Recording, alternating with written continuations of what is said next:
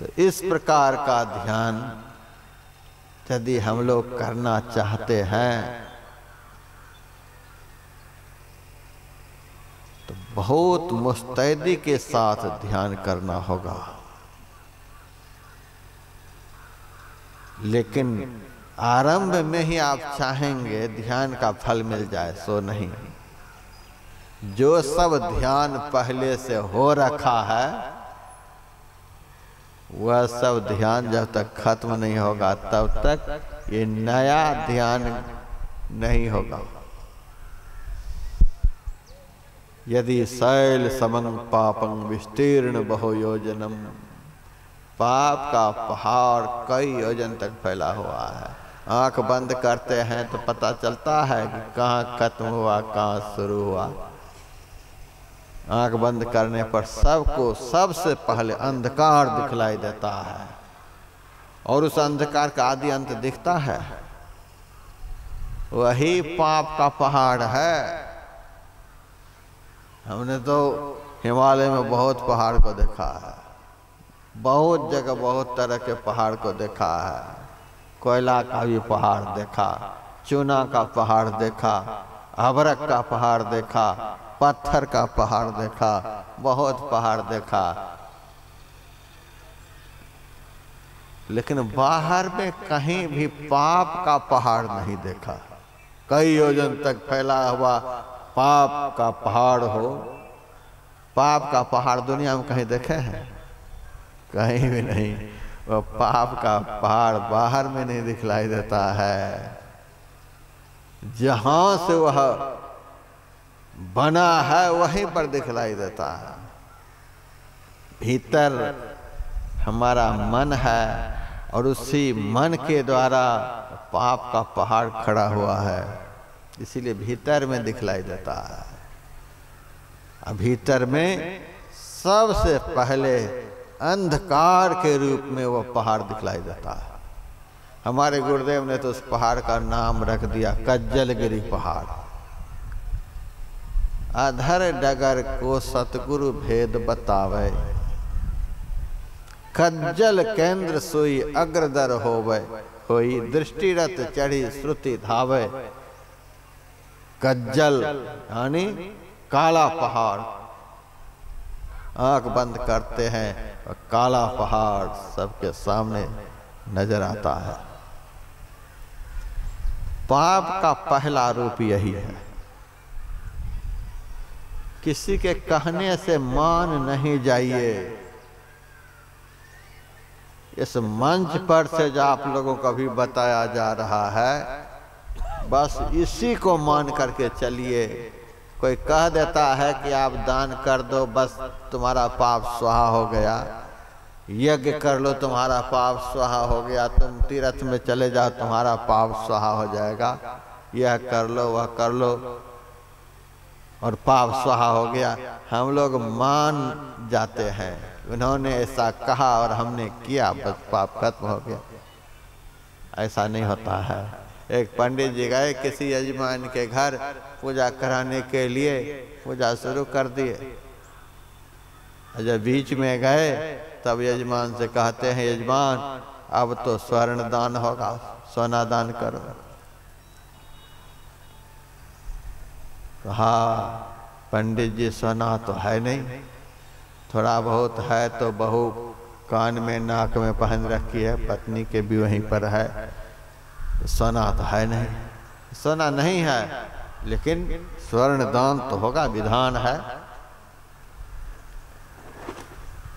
इसके बिना तो पूजा हो ही नहीं सकती, स्वर्ण दान करना पड़ेगा। तो अब सोना हम कहाँ से लाएं? तो नहीं है तो चलो 25 रुपए रखो, स्वर्ण दान करा देते हैं। तो 25 रुपए में सोना, क्योंकि मान लो स्वर्ण दान हो गया, रखो 25 रुपए।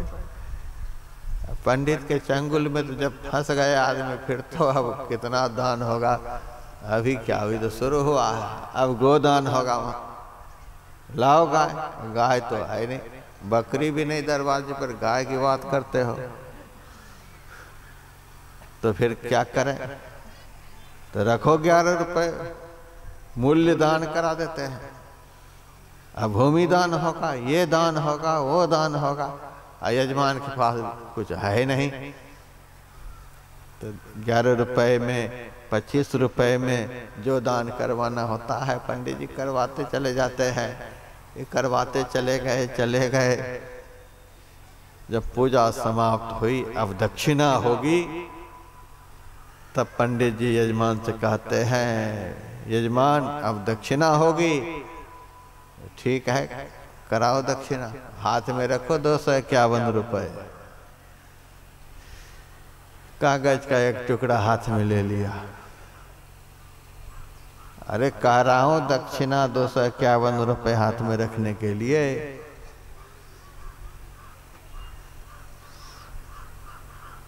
अरे पंडित जी आप कराओ, हम तो रख ही लिए, आप कराओ। तो रखा कहाँ, तू तो कागज का टुकड़ा रखा। तब यजमान ने कहा, पंडित जी 1 घंटा से हम आपकी बात मानते आए, अब सोना की जगह पर रुपए रखवा दिए, चांदी की जगह पर रुपए, गाय की जगह पर रुपए, इसकी जगह पर रुपए। अब रुपए रखने के लिए कह रहे हो तो हम उसकी जगह कागज रखे हैं। तुम मान लो कि 251 रुपए है। तुम्हारी बात हम कब से मानते आए, पंडित की बात को यजमान कब से मानते आए, यजमान की एक भी बात नहीं मानोगे। अब मान लो, अब आखिरी में हमारी बात माननी होगी कि ये 251 रुपए है। तब तो पंडित बड़ा भिन्नया, अच्छा तुम कहते जाओ और हम मानते जाएं, हम कहें तो तुम मानो नहीं, ऐसी पूजा हम नहीं कराते। ऐसे पंडित को हम दूर से हाथ जोड़ते हैं। ये मान लेने वाली भक्ति से कल्याण नहीं होगा। कि मान लिया कि गंगा जी में डूब लगाए और पाप स्वाहा हो गया, मान लिए एकादशी कर लिए पाप स्वाहा हो गया, मान लिए गाय का दान किए पाप स्वाहा हो गया। एक जगह मैंने देखा कि बूढ़ा मर रहा था, घर परिवार के लोग गाय की पूंछ पकड़ा रखा था, पंडित जी पूजा कराते चले जा रहे हैं। मैंने कहा ये क्या हो रहा है, ये बूढ़ा अब बैतरनी पार करने की तैयारी में है। बैतरनी कैसे पार हो जाएगा, ये गाय पार कराएगी, पूंछ पकड़ लिया है, ये देख लो मंत्र बोल रहे हैं, ये पार हो रहा है। मैंने कहा गाय को तो खुद पता नहीं किस बुचर खाना में जाएगी और इसकी पूंछ से वो बैतरनी पार हो जाएगा। हाँ पंडित जी कराएंगे, पंडित जी का भी पता नहीं कहाँ जाएगा। ऐसे मान लेने से कल्याण नहीं होगा। संत मत का ज्ञान नगद ज्ञान है, मान लेने वाला ज्ञान नहीं। में ही जो अनुभव ज्ञान हो, अनुमान क्या करे। यहाँ तो अनुभव ज्ञान की बातें होती हैं, अनुमान ज्ञान नहीं है। यहाँ पाप नाश हो गया, पाप नाश हो गया। पाप और पुण्य को समझना होगा। इसीलिए तो मैंने बारंबार कहा, आप धर्म की रीढ़ को पढ़ें, धर्म की रीढ़ को पढ़ें। आप उसमें देखेंगे पाप कहते हैं किसको, पाप का रूप क्या है, पुण्य का रूप क्या है। आंख बंद करते हैं, अंदर में घोर अंधकार सबसे पहले दिखलाई देता है, वही पाप का पहला रूप है। जब तक आंख बंद करने पर अंधकार दिखता रहे, भगवान के कहने पर भी आप नहीं माने कि पाप खत्म हो गया। पाप का पहला रूप अंधकार है। और संत कबीर साहब ने इसी को माया का पहला रूप बतलाया। देख माया का रूप तिमिर आगे फिरे, तेरी भक्ति गई बड़ी दूर जीव कैसे तरे। माया का पहला आवरण और पाप का पहला रूप। तम प्रकाश और शब्द निशब्द की कोठरी, चारों कोठरिया है अंदर घट कोठरी।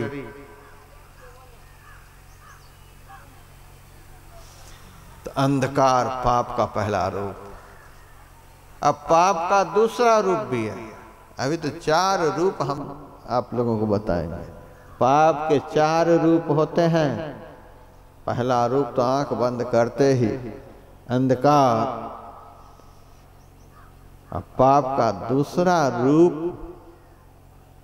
मन की चंचलता। बाबा ध्यान में मन नहीं लगता है, बाबा ध्यान के समय मन भाग जाता है। हम कहते हैं बहुत अच्छा तुम बोल रहे, ध्यान के समय मन भाग जाता है। ऐसा कोई नहीं हमसे आज तक कहने वाला मिला। हम साइकिल चला रहे थे, साइकिल हाथ से छूट करके भाग गई।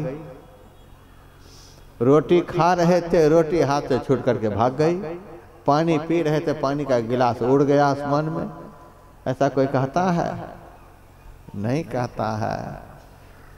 और यह जरूर कहता है ध्यान के समय मन भाग गया। साइकिल हाथ से छूट करके भागती नहीं है। क्यों नहीं भागती है? कि जब तक गंतव्य स्थान पर हम पहुंच नहीं जाते तब तक साइकिल के हैंडल को पकड़े रहते हैं। हैंडल को पकड़े रहेंगे तो साइकिल भाग क्यों जाएगी? साइकिल चलने वाली चीज है और हम चलाने वाले हैं। चलाने वाले और चलने वाली चीज के लिए कहे वह भाग गई। ताज्जुब की बात है। हम रोटी खाने वाले हैं, रोटी खाद्य पदार्थ है। हम खाते हैं रोटी को और हम कहते हैं रोटी हाथ से भाग गई। लेकिन यह नहीं कहते, पानी के लिए नहीं कहते। रोटी को तब तक हाथ से पकड़े रहते हैं जब तक कि मुंह में नहीं घुसा लेते। पानी के गिलास को तब तक पकड़े रहते हैं जब तक कि पानी को अंदर नहीं कर लेते। मन को हम पकड़ कर नहीं रख पाते, उसको विषय के बाजार में विचरण करने के लिए छोड़ देते हैं। मन भाग जाता है। मैंने कहने वाले से पूछा, तुम यह बताओ मन जड़ है कि चेतन है? आप लोगों में से बहुत कहने वाले मिलेंगे हमको, बाबा ध्यान के समय मन भाग जाता है, मन भाग जाता है। तो हम आप लोगों से इसी समय पूछ रहे हैं कि मन जड़ है कि चेतन? थोड़ा बहुत भी यदि बढ़िया से सत्संग सुने होंगे तो यह तो जरूर कहेंगे मन जड़ है। मन इंद्रिय है, इंद्रिय जड़ है। और हम कौन हैं? चेतन अमल सहज सुख राशि। हम चेतन हैं, मन जड़ है। अब हम पूछेंगे क्रिया जड़ में होती है कि चेतन में होती है? जड़ को क्रियान्वित कौन करता है? जड़ चेतन को क्रियान्वित करता है, चेतन जड़ को क्रियान्वित करता है। पढ़ा लिखा आदमी एक भी नहीं बोलेगा कि जड़ चेतन को क्रियान्वित करता है, जड़ चेतन को चलाता है। कोई नहीं कहेगा। चेतन जड़ को क्रियान्वित करता है। हम हैं चेतन। हम आँख को चलाते हैं, हम कान को चलाते हैं, हम नाक को चलाते हैं, हम मन को चलाते हैं। हमारे चलने से सब चलता है और हम कहते हैं मन भाग गया। केनोपनिषद में शिष्य और आचार्य का संवाद है। शिष्य आचार्य से पूछता है, केने शितम पतति प्रेषितम मनः। हे आचार्य आप बताइए किसकी प्रेरणा से मन विषय में जाकर गिरता है? केने शितम वाचमिमाम वदन्ति, किसकी प्रेरणा से मुंह में बोलने की शक्ति आती है? चक्षु श्रोत्रम कौ देवो युनक्ति, आंख को देखने के काम में, कान को सुनने के काम में कौन नियुक्त करता है? आचार्य ने शिष्यों से कहा, श्रोत्रस्य श्रोत्रम चक्षुषः चक्षु मनसो मनः सौ प्राणस्य प्राणः। तम ज्ञात्वा अतिमुच्च धीरा प्रत्यासमालोकादमृता भवंती। वह कान का भी कान है, वह नाक का भी नाक है, वह मन का भी मन है, वह आँख का भी आँख है, वह प्राण का भी प्राण है। तम ज्ञात्वा, उसको जो जान लेता है वह जानने वाला शरीर और संसार के बंधनों से मुक्त होकर अमृतत्व को प्राप्त कर लेता है। हम वो हैं, हम मन को चलाने वाले हैं, लेकिन हम नहीं समझ पाए। तो मन को चलाने वाले हम हैं, तो फिर यह मन चंचल क्यों हो गया? मन को हमने चंचल किया है। जब बच्चा छोटा रहता है तो माता पिता उसको बहुत प्यार देते हैं, और कुछ माता पिता ज्यादा प्यार दे देते हैं। लोग मेरे से कहते महाराज यह लड़का बात नहीं सुनता, बिल्कुल नहीं सुनता है। तो पहले तो मैं पूछता हूँ लड़का है कितना? एक ही है महाराज जी। मैंने कहा एक लड़का तो पहले बाप बनकर पैदा लेता है, वह तो बाप बनकर ही पैदा लेता है। इतना प्रेम प्यार उड़ेला जाता है उस एक को, प्रेम प्यार को पा पा करके वह बिल्कुल निरंकुश हो जाता है। माता पिता का सुनने का नाम नहीं लेता है। कोई बिरला ही इकलौता बेटा माता पिता की सेवा करता है। तो चलिए, जो माता पिता अपने छोटे बच्चे को नियंत्रण में नहीं रखे, बचपन से ही अंकुश में नहीं रखे, स्वच्छंद छोड़ दिए, जाओ ताश खेलो कोई बात नहीं, झुंझुना लेकर के सत्संग के समय मेला में घूमते रहो कोई बात नहीं, फुक्का वसूली लेकर के खेलते बजाते रहो कोई बात नहीं, अपने तो बैठे हैं लेकिन बच्चे को निरंकुश छोड़ दिए। जो माता पिता अपने बच्चे को बाल्यावस्था में अंकुश में नहीं रख पाए, उसी माता पिता के बच्चे आगे जाकर के बिगड़ जाते हैं। बिगड़ने के बाद महात्मा के सिर खाने के लिए आते हैं, महाराज अब इनको सुधार दो, बिगाड़ो तुम और सुधारे महात्मा। और कुछ तो ये भी आकर के कहते महाराज इसको आप अपनी ही सेवा में रख लो, इसको आप अपनी सेवा में रख लो महाराज। मेरे भी मन में होता है बेटा का दान करने वाला ये बाली कहाँ से पैदा लिया? बेटा का दान करके जा रहा है, बेटा तो कोई देता ही नहीं, ये क्यों दान कर रहा है? महात्मा भी आजकल लालच में पड़ जाते हैं, चेले के लालच में आजकल महात्मा पड़ जाते हैं। पढ़ना नहीं चाहिए, लेकिन जब पड़ जाते हैं चेले के लालच में, कपड़ा धोएगा, भोजन बनाएगा, ये सब स्वतंत्र जीवन जीने के लिए जिस साधु को नहीं आता है, वो चेले के चंगुल में फंस करके दुर्गति को प्राप्त होता है।